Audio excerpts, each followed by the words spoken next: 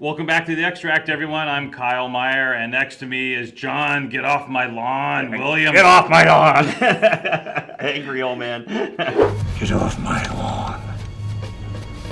Sir, it is a treat and an honor to have you Nice to be here, Kyle. with us today. Yeah. Oh my gosh. Where do we start? Okay, here's where we're going to start. We're going to start for you at the beginning, because as we talked earlier, because John was like, oh, so are we going to sell wine from this gig, or what's going on? And it's like, yeah, we are, but... Well, don't worry about it. They send me on the road to slow down sales. Yeah, It's okay. I'm used to it. And I told him, I was like, hey, we're kind of interested in finding out about you, John. And he was like, but we're going to find out about you. Okay, let's do it. Start from the beginning. I was born in a log cabin that I built with my own two hands. You and Abe Lincoln. Yeah. John Lincoln. Your first day in Napa. Oh, first day in Napa was it was the first evening in Napa. I arrived in Napa in March of 1975 on the Greyhound bus in Vallejo, which I thought was where Napa was. That was Napa, yeah. And I didn't know anybody. I had $40 in my pocket, but I had the address of a Cornell classmate who thought her brother had a place up, and there's no phone or anything. And so I hitchhike up to this place. It was all run down. No one was living there. But I was desperate at this point. It was dark. It was raining. And so I pitched my tent. And the very next morning, about 7 o'clock in the morning, in rolls Larry on his motorcycle. What the fuck are you doing on my property, right? And so that was my first morning in the Napa Valley. Fortunately, I had a bottle of wine in the tent with me. Yeah. And we got into that, and I told him about his sister, and he had 2 more bottles of wine in the house. So on our 3rd bottle of wine, we decided to start a winery together. So that's how we started the partnership of Frog's Leap, Larry Turley and myself. Yeah. Holy crap. Okay, I can remember the wine too. It was a 72 Deaver Ranch Zinfandel from Sutter Home. Yeah, remember? A great old vineyard, Sutter Home was at the top of their game. They really were. Yeah. So. Okay, what the hell? So you guys start a winery. Was there a vineyard? Were you like? Oh no! I had $40. I know, but I'm saying, like. Of course, I'm now $22 million in debt. It's gone real good over the years. Yeah. But yeah, well, Larry was a physician over in Santa Rosa. Anyway, it took a little while. So Larry was the money guy. Yeah, Larry. He was supposed to be the money guy. Jesus. Well, Larry had a little trouble holding on to wine, so he didn't actually have any money. We didn't know that at the time. Yeah. But anyway, Larry's good friends, he'd gone to St. John's with her, knew from St. John's College, which is a little rarefied school in great book school, were the Winery. And so that's how I got my first job in the Napa Valley. Is the Winery were looking for someone to help bottle the 73 cab. And so my first day on the job, we bottled a 73 cab that wins the Paris Taste. I was going to say, not an insignificant wine, sir. Well, it was not as good as the 74, which I helped finish and get in the bottle. But it was pretty good, yeah. Warren tried to pay me with wine, right? Of course. Yeah, because, Warren. And I thought, no, give me the cash. Bottles are worth what? Like, what would you pay for a 73 cab these days, Well, back then it was $6, right? I think it was 8 or 12, yeah, I know. So you used, so I'm going to say used Warren Winery, that's wrong. But in essence, you had to get experience somehow. Oh, and can you imagine you guys got together, got drunk, and said, let's start a winery. And it was like, how do we do that? How do we do that, right? And so we actually, the first wine we made were there were about 4 Chardonnay vineyards in the SLV vineyard that we made to cast. And Warren says, you can have those grapes. I think he said we could have those grapes. So the first wine we made actually was we fermented in a carboy down in the creek, a 5-gallon carboy of Chardonnay. And that's how the name came about, because we drank like 4 out of the 5 gallons while it was still fizzing away one night. We were desperate for anything alcoholic. And Larry's place had been a commercial frog raising farm, so that was the Frog, and Stag's Leap's where we poached the grapes, so it came together as Frog's Leap and stuck. And the rest was history. But no, it's not that easy. It's not that easy. It is pretty much actually that. Is it pretty much that easy? Oh yeah, no. Shit, I'm moving to Napa. And kids tomorrow. say today, I think Napa might not be the best place, but kids say today, you couldn't do that today. Bullshit, you can't do that today. Of course you can. Of course you can. Yeah. Maybe not in the heart of Napa. Well, not if you want to buy your first 100 acres. Right. It's gotten crazy there. It really has. Yeah. So you started the business at a time when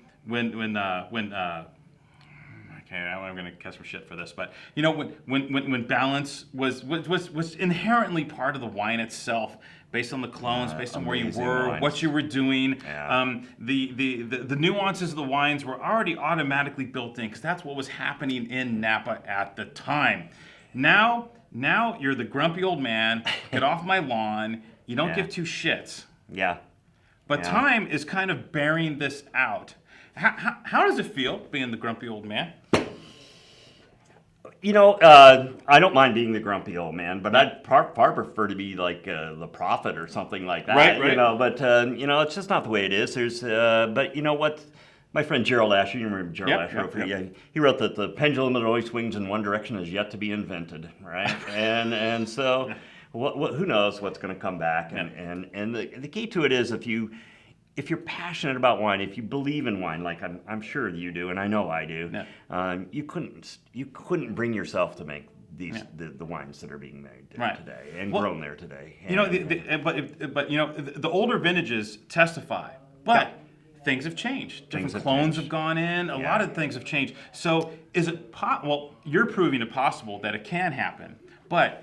On a wide scale level, is it possible to continually in Napa make the wines that you cut your teeth on in the late 70s?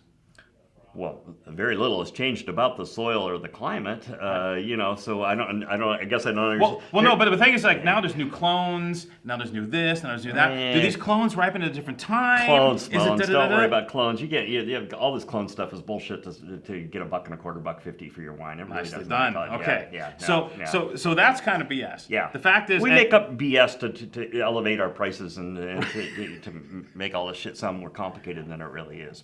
But it isn't. It really isn't. It's Come on, how many years, centuries have we been making wine? Well, I mean, I'm not going to say anything, but the floor of the valley was like what, prunes and figs and that kind of shit forever, and It was fertile farmland. The valley floor is very hard to see because you know I take people out all the time and say, can you see the Rutherford bench? Because the Rutherford bench looks flat as a pancake, and they go, no. I said, they said, well, maybe I can see a little bit over there, and I said, no, you can't, because humans can't see the Rutherford bench. Yeah. Okay. It's below the soil.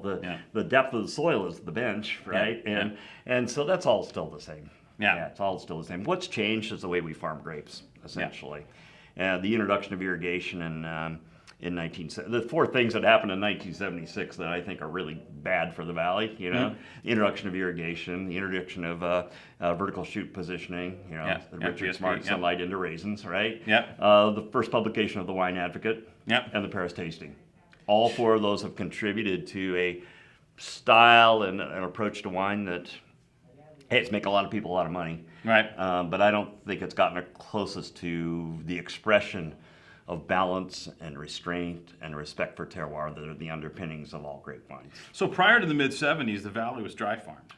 No, every great wine that established the reputation of the Napa Valley. The old Inglenoks, the old BVs, the Stag's Leap that won the Paris tasting, the old great Mondavi wines, the Souverains, the Chapelet. Every one of these wines were dry farm vineyards. And that's so winemakers tell you today, oh no, you can't farm without irrigation in the Napa Valley. I go, what are you talking about? You know, get off my lawn! Get off my lawn! Morning, dickhead. Hello, moron.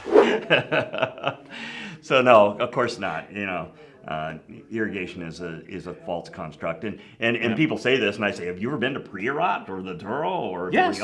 Well, the whole EU. Yeah, it's ridiculous. Right? Yeah, it's illegal. Yeah. But even now, they're starting to have to bend the rules a little bit. You know, even there because there's pressure to make these super ripe, unctuous, international style wines that are the curse of us all, in my opinion.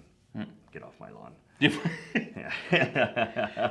Do you find things coming around a little bit?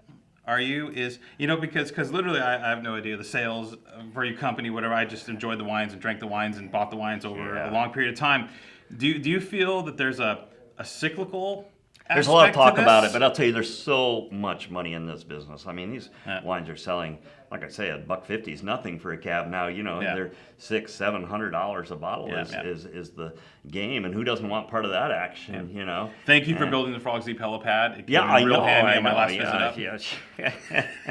Well, but this is it, you know, and my kids come home from playing with their friends and say, how come we don't have a plane, you know? And so that's part of the deal. So there's a lot of money involved in this, and quite honestly, I think a lot of people have adapted to that palate configuration. And you see it, right? These big, very, very unctuous, very fruit forward. Isn't that the word they use? Yeah. Right? Yeah. And they're attractive. They're just not me. Yeah. Where do you think you're standing right now? Do you think you're making some of the best wines you ever made? Oh yeah, because we're growing the best grapes we ever made. Yeah. And I think that's key.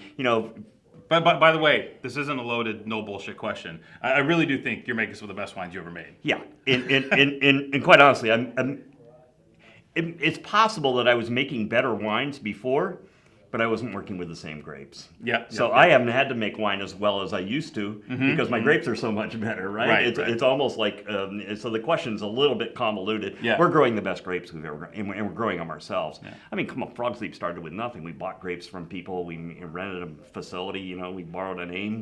But now we're growing. Really, virtually all of our grapes except the Chardonnay, and I've been farming that, working with that vineyard since 1985, so I know every single vine. So it really is this deep understanding of the vineyards and the vines and what they're doing, the proper farming, the organic, the dry farming, all that stuff is so important in getting this vine to express. Because people think balance is something the winemaker creates, but that's not. Balance is conferred by the vine itself, not the winemaker, right? Yeah, if you're having to adjust to get to balance, you're pursuing the wrong. Right. It's much easier to do it out there than in here. Yeah, it's the only way you can do it actually. Yeah, balance is the state of the vine at its perfect moment of presenting its fruit for seed germination and distribution. And then the idea that a wine will have its own personality, will reflect that personality. We use fancy words like terroir, but it really, that Cabernet tastes like Rutherford. It couldn't be made anywhere else in the world than Rutherford, and that's that smell. And that's what's beautiful about wine. But too much noise, and you don't hear the voice of the wine. And so, yeah. I had a great opportunity. I worked with Andre Chelestev for 3 years while I was at Stag's Leap. And I kept waiting for him to convey his great knowledge to me. And he never did it. And then one day I realized he had.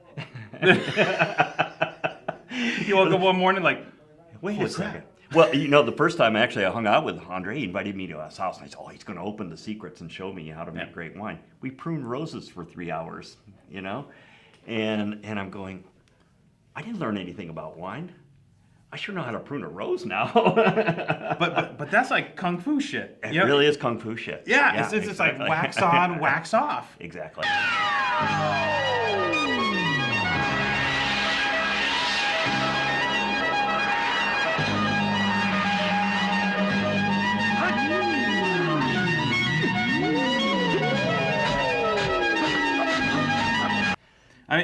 Getting back to dreams, you've done so much.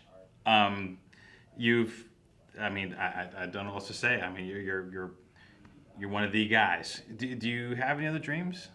Oh, well, I got my undergraduate degree was in cheese making, not winemaking. Oh, shit. I didn't know you from Cornell. So the goats and cows milk cheese, yeah. Okay. And so my dream actually was to start a cheese company in Nazareth, Pennsylvania, so I could call it Cheeses of Nazareth, because I grew up as a good Methodist, right? And so I still have that dream, maybe someday. Yeah. What a friend we have in cheeses when you think about it, really. Yeah. So. You don't understand what a symbiotic bond you have with Camera Guy. Oh yeah, Camera Guy. You literally don't understand what a bond you have with Camera Guy. He's literally crapping himself right now. Behind us, there's a great camera guy. Behind us. And he's basically. I looked into his beard. Oh no. He's basically. Yeah, so cheese. No, you know what? The dream is to keep it a family winery, which is extremely difficult. Yeah. My kids are working with me now, and there's a great pressure, of course, to sell, to get bigger, to do all these things, and letting those temptations go by and keep it real is our goal. We're not a small winery. This is not a hobby. We're making 50,000 cases of wine. It's like a serious deal. Right? Yeah. And so I got a lot of employees. I have 22 guys working out in the field. They have full-time jobs. They have healthcare. They have benefits. So it's really deepening the what our winery means in a bigger picture in a sustainable way. So Continuing to the tradition and sticking to your guns right, and saying, get the off my lawn. get off my lawn. Yeah, Well, sir, it would be a pleasure to be on your lawn someday. get off my lawn. All right, just one time. John Williams in the house. This was amazing. Oh, we could do this again. You know, we got Yeah. all the stories. No, right? there's a part 2. There's a part 3. Yeah. I think you're gonna have to come back. Let's do it. Okay. Yeah. All right. All right, game on. Good. Wait, never cheers on an empty glass. Hold Now on. one cheers on an empty glass. Yeah, there you go. This was one of the most remarkable 12 minutes we've ever filmed. Yeah, great. Sir, cheers. Cheers.